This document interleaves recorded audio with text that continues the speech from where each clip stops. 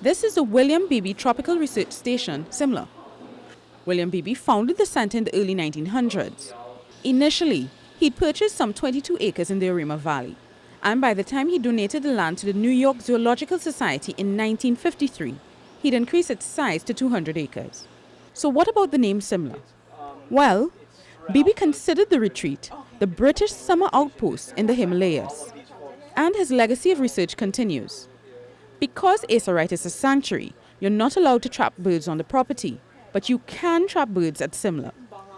Trapping in this instance complements the conservation efforts because it's the only way scientists can monitor the bird's quality of life.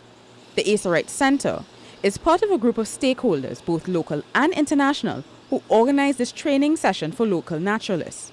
Trainees are being taught how to ban birds so that scientists can start tracking their progress.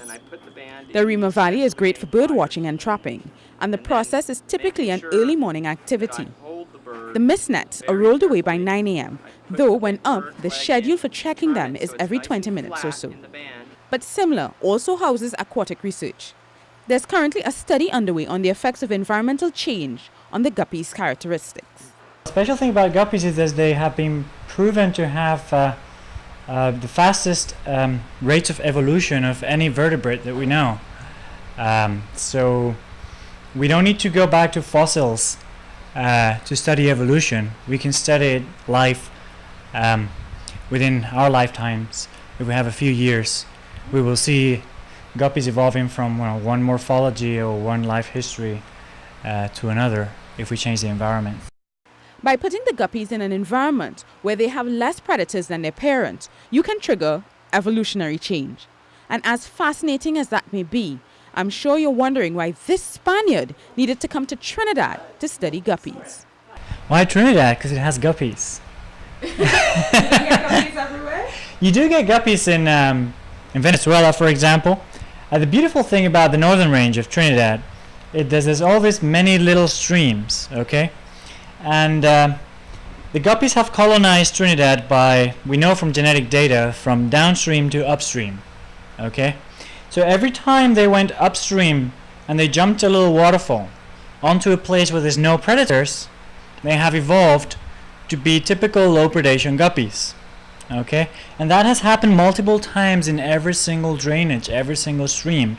You have high predation guppies that have jumped over a waterfall over history and evolved into low predation. So we have many independent events of the same evolutionary process, which makes it very interesting to study. There's no timetable for the end of this project other than indefinite, but Simla has operated as a sanctuary for scientists and trainees since inception.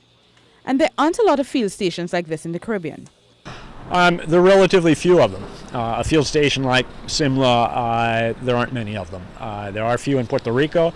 Jamaica has a field station or two, and of course we know here in Trinidad.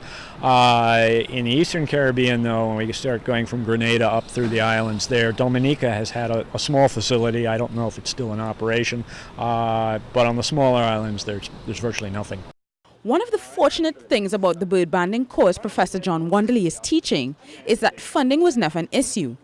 Coordinating the project took some years, and there's already a commitment for follow-up sessions.